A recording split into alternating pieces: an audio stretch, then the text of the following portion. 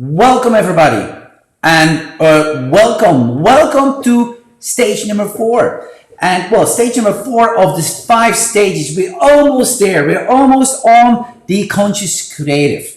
But first, today, let's talk about the fourth level or stage. That's the skilled creative. And before I start, I would love to see your comments. I would love to see where you're coming from, because this is so cool. So I really want to talk with you. Right, so I'm looking to my screen and I'm perfect. Okay, yep. And please, once again, put your name, put your country, and once again, if you are from the States, well, a good morning. If you're from Europe, a good afternoon, and of course from Asia, well, good evening. Australia, good evening, because we know we have students all over the world. So today, the skilled creative. And the skilled creative is, well, the skilled creative starts to move the needle from the unknown, well, from the unconscious to the conscious. They start to realizing that life is not about finding what they already know, but it's more about discovering what they don't know. The creativity in general, they start to know, yeah, there is more in life that we do know. And I have to say, and I'm not speaking from my own experience, because those live sessions are actually from my experience, is the more I start to know, the more I realize I really have to learn a lot, because it's so interesting to learn more. So they also call that stage of the skilled creative, the stage of taking off. And that's a whole different stage, because you had the success stage yesterday, right? And it makes sense. You take off, right? And you start rapidly to grow as a creative. You will have to make decisions if you want to manage or continue being a creative in your business. If you want to manage, well, you have to choose that. You have to put yourself a little bit on the background, and you will be less creative. So it's something that you have to decide. Do you want to delegate? Or do you want to stay small in your business? And you know what? I do not want those big businesses. I do not want to grow, but I want to grow for myself as a person, as a creative. So there's a lot of questions you will have to ask yourself being in that stage. And for me, now you're looking to me, or I don't know if you look to me, but I can tell you, I was also on that perfect moment that I had to choose, what should I do? What should I do? And I could not choose for you, and I could not advise you to do this and this and this, because we are so different.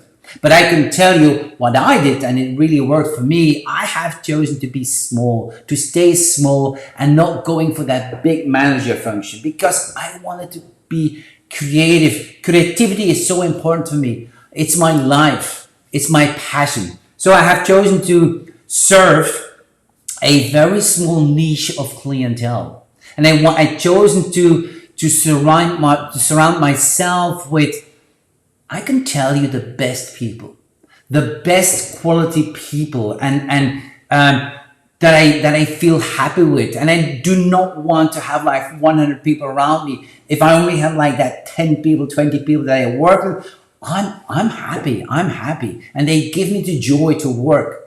So in all what I do comes quality before quantity, and that is not only in my way of working or my designs, but also in the way I execute and I create, and also in the way that I choose my clients. I go for clients that are really open for added value, of creative added value, for seeing the added value or the purpose of art. I'm reaching out to my assistants that I know the people that I bring on my site, on my location, on my events, they're quality wise and really good in what they do. I select my partners really selective. I'm not working with everybody.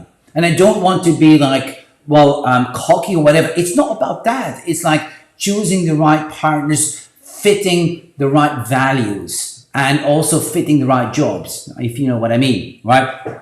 So when you design, it's with a specific purpose. You have a specific focus on an outcome, matching not anymore your desires, but actually the needs of your client. So you do a shift from designing a little bit more for yourself and what you like and what you feel comfortable. You are changed and you said, what if I would be the client? What if I would be the client and I have to design for, or somebody has to design for me? What should I do? And when you design is, I would say, you start to think about how to communicate, and not only communicate. You start to think about the words communication, potential, interaction. You start to work with those words because they become a part of your design process. And you value the importance of these words because you know they will affect your outcome for the best. And you can say, well, what's communication, what's potential, and what's interaction? Well, communication is actually to understand the best, but as well to understand, but as well to add a message and to charge your design with also an emotional factor. So you're not make just the design. You charge it with a message, with the emotion value. Potential. Well, that's one of my favorite words is to realize that every element has an added value to bring, and knowing how to implement those different elements that they are fitting the best and they fit into your concept. So you start, what are the strengths of that array of that element, and I have to combine it, or why should I use it? Because it lifts up the colors, the designs, the atmosphere, or whatever. You're looking for the best opportunity.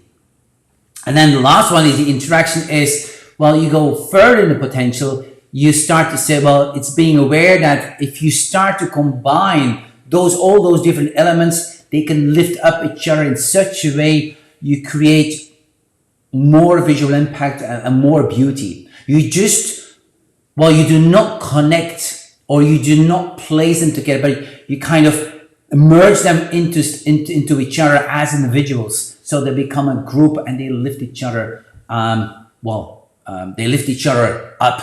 This is what I want to say. And I have to say, I remember when I was in that stage of the skilled creatives, I was more invited. People started to invite me because I had to share something, not only arrangements, but I could tell not only from the how I made something, but I started to explain to people the why I did something. And when I added, I remember like a vine of a jasmine, I explained why did I do it. And I was not saying because, it's pretty and I like it. I actually said, I want to create tension. I want to create tension in very decorative, and I want to add something natural, a product on it. So I'm working with contrast. So I was explaining a little bit more into the detail. And I had the feeling that I started to shift from like an expert to more like a master. And I started to realize when you understand something better than somebody else, you can start to communicate better and deeper. And I discovered those insights during my 4 stages that other people didn't discover yet.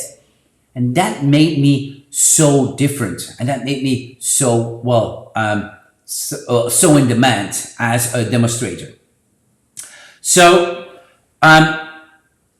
let us go for, because I always try to make it so as short as possible, let us go for the different elements, the 5 elements that I always go over each stage, from the novice designer, from the everyday, from the creative designer.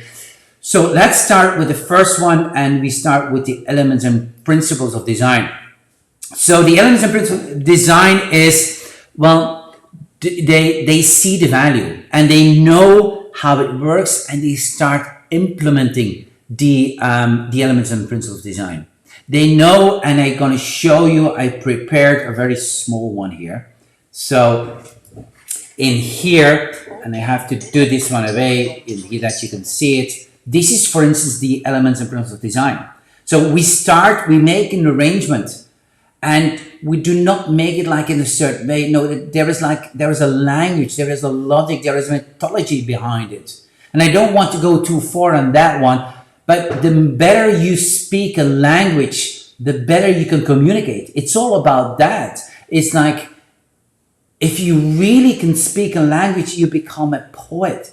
You start talking with beautiful words and you can touch the heart of the person who listens. This is exactly the same what we do with flowers. The better you talk your language, the better. And then it's the start. The conscious creative is only doing this, but more on an unconscious way, because he gets it. Here, we actually, with a skilled creative, is really conscious in how we put flowers together and what is the reason. By the way, I see we have some people watching the live. Thank you very much for this. Please put in there or drop in the comments from where you are and say hello, because I want to know who you are. And please, if you have any questions, drop them. I can answer them. I'm happy to answer all your questions. Once again, I would love to know where you're calling from or where you are from. So Yolanda is from Mexico. I know Yolanda. Yolanda, how are you? Such a long time. We just we have to catch up again. So good to see you, Yolanda. Okay, well, thank you for putting for dropping your message in the comments. Let's go on. Let's go on to the next one. So we talk about the techniques and mechanics. Let's talk about color. Let's first go for techniques and mechanics before we go to color. So techniques and mechanics is, they use the techniques and mechanics not like, it's more to their beneficial purpose is, we have a design, and yes, we have many techniques, we have many possibility mechanics, but we're gonna take the one that suits the best, if you know what I mean. So most like an everyday designer, even creative designer, he starts to know, but he's very easily to take a technique and mechanic he or she knows. You have like 15, 20 techniques, and that's what you have, and you have to make an arrangement, and you go really quickly to a technique mechanics. A skilled creative is differently. He said, I'm going to make a design, and the technique that is most suitable for that design, I will going to take that. Or even better, he or she says, I know many techniques, and that those techniques and those mechanics, they can inspire me, because there is a potential in it. There is potential of creating something. So they are not only inspired anymore from designs or what they see or whatever. They get inspired from their own means, their own techniques, their own mechanics. Isn't that cool? So let's go further to the color. The color is, in here he learns, and he used the color as a visual impact. Meaning he used the color, or she used the colors as its more at its potential. It has to create an added value. Otherwise, I'm not using that color. Colors are, you know what? Colors are not just colors. Like a skilled creative starts to know, like, working with colors is working with a concept.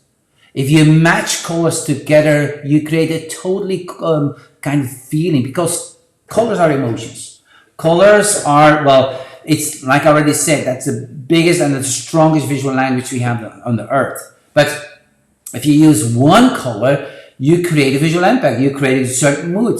If you add another color, what happens, or you merge them together, or they are very close to each other, we call it tone sur tone or tone on tone, it's really close, it doesn't change a lot. But if you go for like a contrast, like red and green or yellow and blue, whatever, you create an immense, a totally different mood.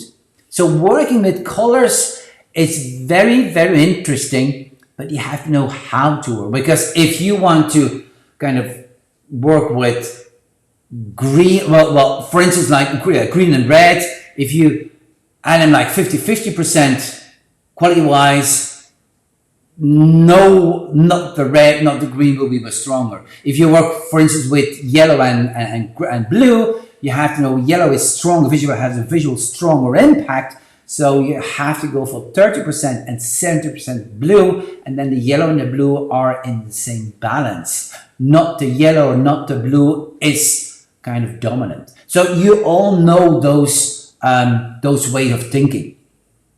So color is getting more interesting for them. Let's go on, let's move on to the next one, and we just call it like the emotions. And of course, the emotions is an integral part, shifted from designs to expressions. And that's why with EMC, we have a curriculum also. With the first thing what we say in the foundation class, guys, we're gonna move ourselves from the floral design, floral creations, to floral expressions. And what's the difference between floral arrangements and floral expressions? Well, floral arrangements is what you make. You put the flowers together and it's beautiful. But floral expressions is exactly the same, but you add consciously some emotions to it. And this is, well, you know what, in the early days, we could do that. We could make floral arrangements, but times are changing and we have to go with the time. People want floral expressions. They see so many things. If you live in a small shop or in a small town or a small city, and you only have like, well, two shops in that city, yes, everything is doable and everything, like you can make floral arrangements. But nowadays, people go online, people see things, people know how to talk about it. So knowledge is everywhere. You cannot say, you know what, knowledge, I can't get the knowledge. Well, this is something I don't believe in anymore. In the early days before internet, if you were like, well, I don't know the name, but if you didn't have the knowledge and you couldn't go forward, yes, there was a reason, because you didn't have the money, or you didn't have the education or whatever. Now it's an excuse. We can find everything. We can find so many things on the internet. So back to the emotion. Yes, the emotion is getting really, really big, and it's a whole new world is opening. And the moment you know flowers is all about emotions, then you're able to start to communicate, to start to talk with your people, to express your clients' expectations. So what I would say, you start to expand also. Well, I have to go further here. Whoops. Okay. Sorry about that. There was a message coming in. To go back, what happens here is also you start to expand your community. And remember when I was doing the intro, the first session, the first live, I was talking about the community. The community is really important, because the community can lift you up, or through your community, through your peers, you get information. There's a saying, you're the product of the 7 people that you are surrounded with. So your friends are actually making making you different. They're making you. So if you are merged into a community that is ambitious or creative driven, or you will be part of that community, you will be part of that kind of energy, and they're gonna push you and you're gonna look forward and so on. So in here, those skilled creatives are not staying in their own little shop, four walls. They go beyond. Also, they open the eyes for different communities, and that's one of the reasons with EMC we just started with an EMC community, because we want the students like interact and help each other and reach out to each other. That's very important. You also, what you do, you get as a skilled creative, you start to build a nice reputation as a designer. Isn't that cool? People start to recognize you. People start to respect you being a designer. And you realize that the effort you do is part of the journey to get a fun, creative life. Because you know creativity is, like I said yesterday, creativity is an action, is a word. But you like doing it. And you enjoy seeing others to succeed, and you surround yourself with those people. So you surround yourself with people who has a joy, but also looking up to you and pushing you and helping you. So you get into a certain, you get into a different level of community. The creative aspect is part of you, and you start to live that reality. Isn't that cool? And you start to feel comfortable to use your creative voice, to articulate your creative strengths. That happens when you are in the stage of the skilled creative. And some of them, and this is what I see also with our students, is like, maybe you start to think to join a competition. Why? Because you want to stretch your boundaries. You want to feel how it is. And you know what?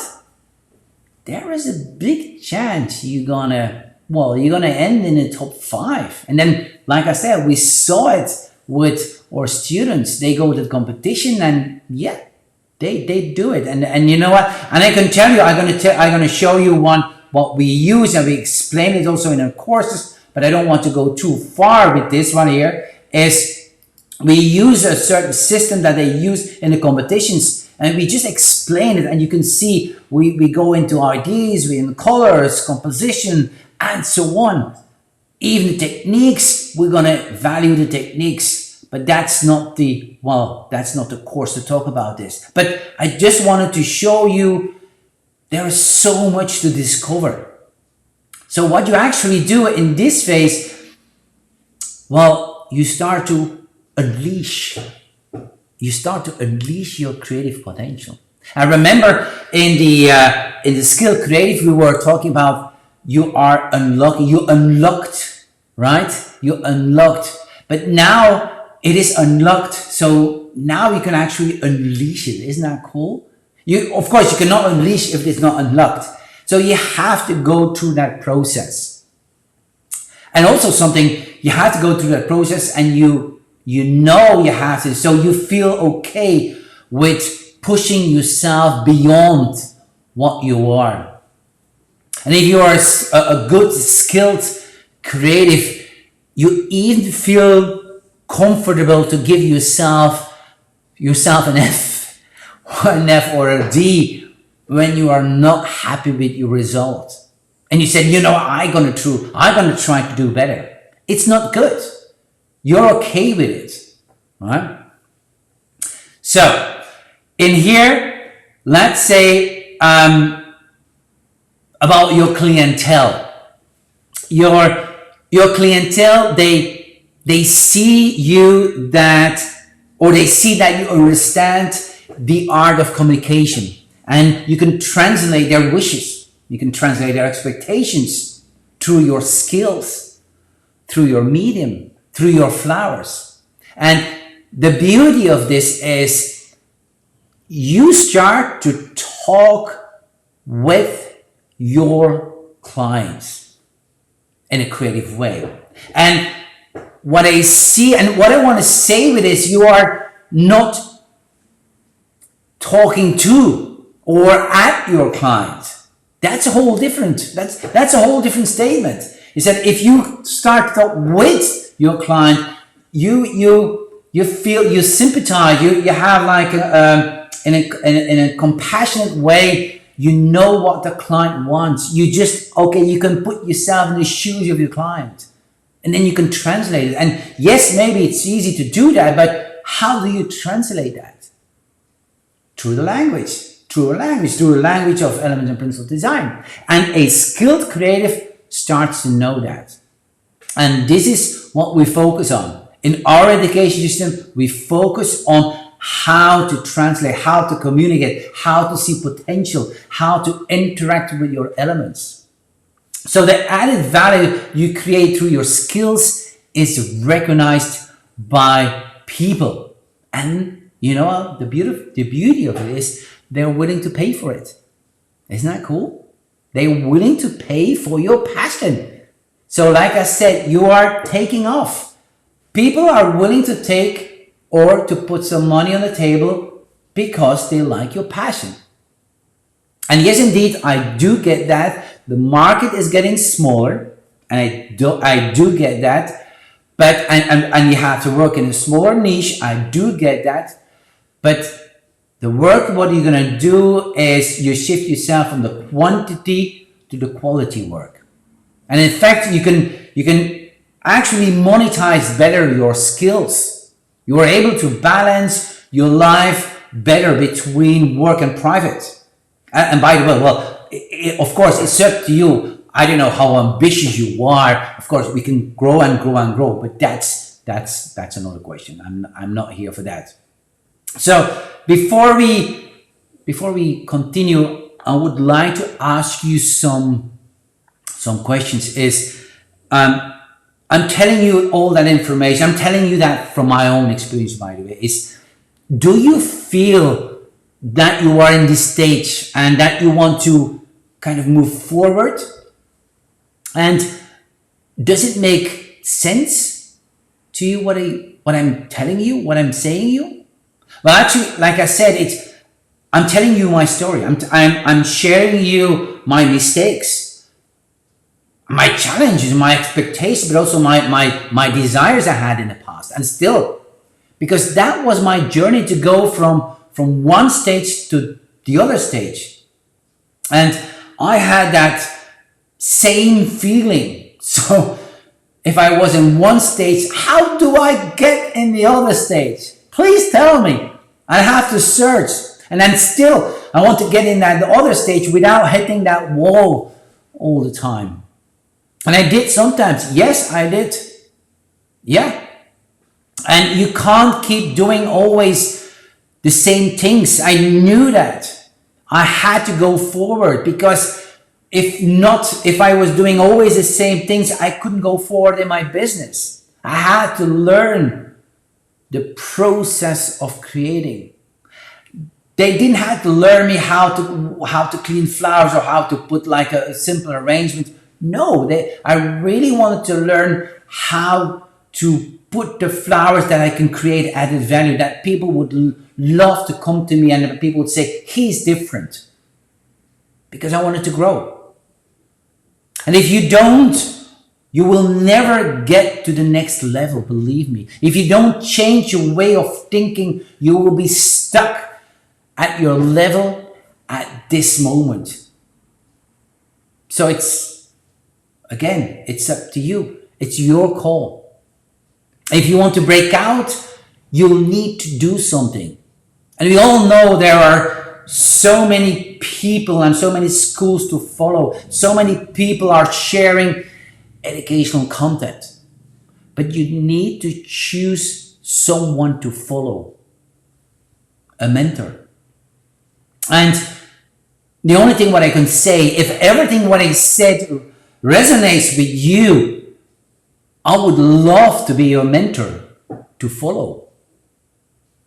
And that's why I came up with a 5-part video series calling the Floral Transformation. And this program gives you the opportunity to get better insight in how it works being a conscious creative. And then I'm sure if you are at this level, as a skilled creative, I guess your approach, if you're watching those video series, will be more focused on the concept of the creative process, on the how, on the what, but more important on the why. If you know the why, then you made it, then you nailed it. Then you know what to do, how to do, because you know the why. It will make sense for you to go on a certain path, as well as all conscious creatives did in the past. What's also interesting, when you kind of sign up, and the sign up, it's 17 euros. Honestly, 17 euros. It's like, it's nothing. And we don't want to charge, it's 17 euros. Okay. But the interesting is, we want to reach out to you. We want to reach out to persons who wants to grow. And if you are serious, then we are also serious. And that's why we just bring in the market, because I was there. I was looking for somebody or something or a school or whatever that was giving me the tools to grow. But on that moment, if you sign up for that floral transformation, after each video, I'll come live with a Q&A. So you can ask actually questions to me. What should I do this? What and this? And I have that kind of, and I can, I can advise. I'm not saying I'm telling you the truth or the only truth, but I can speak from my experience. I can give you certain suggestions. And then of course, it's up to you to decide where you want to go.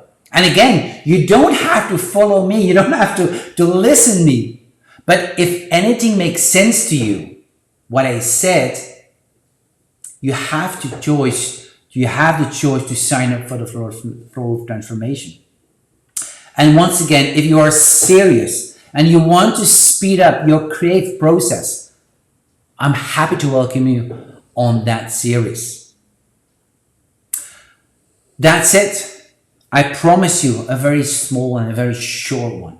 But tomorrow is the last one. And tomorrow we're going to talk about, finally, the conscious creative. The person that, the ever-growing creative we all want to be. Right? So, see you tomorrow. I'm looking forward to get all your answers. Bye-bye.